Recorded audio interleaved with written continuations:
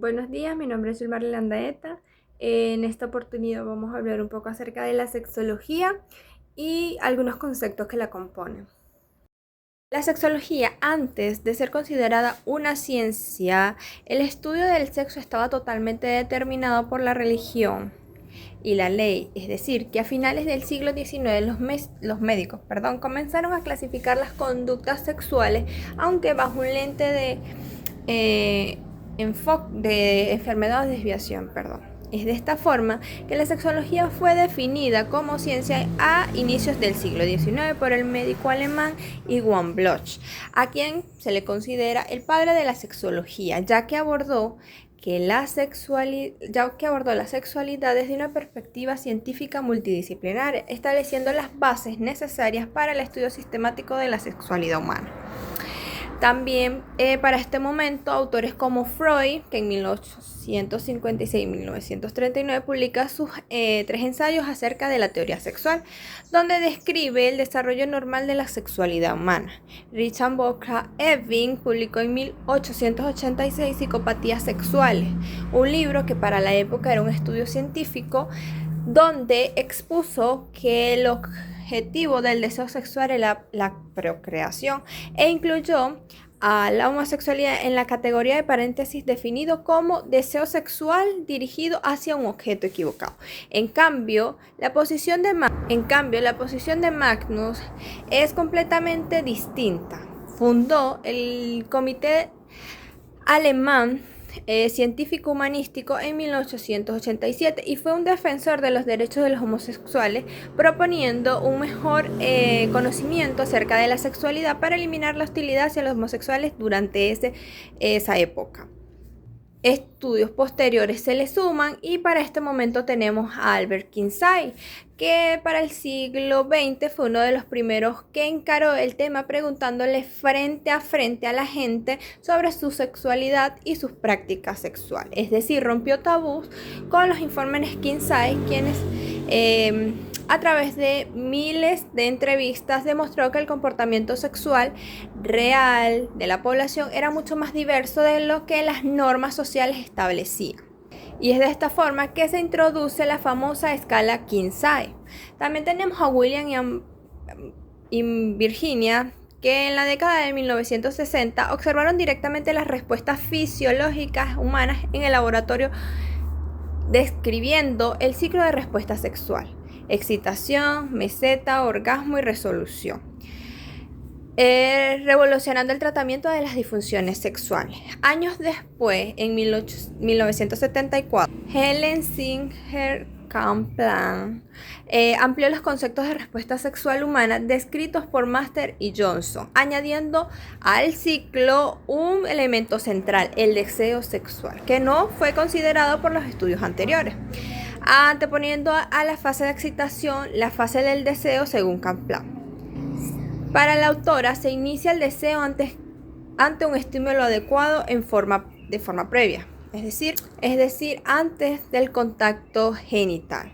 La autora también enfatizó la influencia de lo mental en las experiencias sexuales, al decir que el cerebro es el principal órgano sexual y la excitación es mitad fricción y mitad fantasía. Kaplan también fue la primera que definió el deseo sexual hipoactivo, es decir, el bajo nivel de interés sexual, que se manifiesta como el resultado la dificultad para iniciar o responder a una actividad sexual, lo que ocasiona que las relaciones sexuales disminuyan considerablemente o desaparezcan.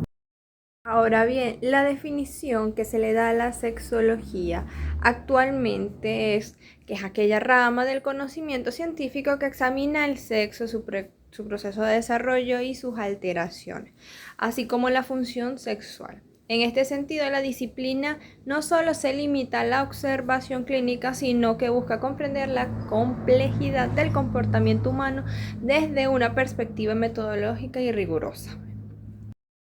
La teoría fisiológica del sexo se centra en los procesos biológicos, anatómicos y hormonales que determinan el sexo, la respuesta sexual y la reproducción. Es decir, que es de esta forma que autores como Master y Johnson identificaron y describieron el ciclo de respuesta sexual humano de varones y mujeres con sus distintas fases. Tenemos la fase de excitación, que desde este punto, desde el punto de vista fisiológico, este ciclo se detalló como el inicio, descrita como la primera fase del ciclo, y se caracteriza por un aumento en la tensión sexual.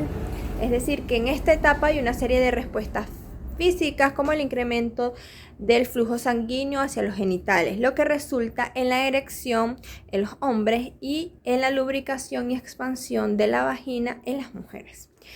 Además se observan cambios como el endurecimiento de los pechos y el aumento de la frecuencia cardíaca y la respiración. Es decir, que la excitación puede ser desencadenada por estímulos físicos, psicológicos o una combinación de ambos. Luego especificaron la etapa de la meseta. En la fase de la meseta, las reacciones físicas y emocionales iniciadas en la fase de excitación se intensificaron. La tensión sexual se acumula a un nivel más alto. En los hombres la erección se vuelve más firme. En cuanto a las mujeres, la lubricación vaginal aumenta y el clítoris se vuelve más sensible en esta etapa de preparación para el orgasmo, donde la excitación se mantiene a un nivel elevado y constante. Seguidamente describieron la fase del orgasmo, es el clima donde, desde el ciclo de respuesta sexual se caracteriza por contracciones rítmicas involuntarias en los músculos pélvicos que ocurren tanto en los hombres como en las mujeres. En los hombres estas contracciones están generalmente acompañadas de la eyaculación. En las mujeres el orgasmo influye con contracciones rítmicas de los músculos de la vagina y el útero. Esta fase por lo general suele estar experimentada como un picor de placer intenso y puede ir acompañada de varias reacciones emocionales y físicas, como el aumento de la frecuencia cardíaca y la respiración. Y finalmente, por último, la fase de la resolución. En esta última fase el cuerpo vuelve gradualmente a su estado normal, no excitado. Hay una disminución en la tensión sexual y los cambios físicos experimentados en las fases anteriores se revierte. En los hombres esto influye en la pérdida de la erección y en las mujeres la disminución de la hinchazón y la inversión de los cambios en el útero. Y la vagina. Esta fase puede ir acompañada de una sensación de relajación y bienestar. También es durante esta fase donde se experimenta el periodo de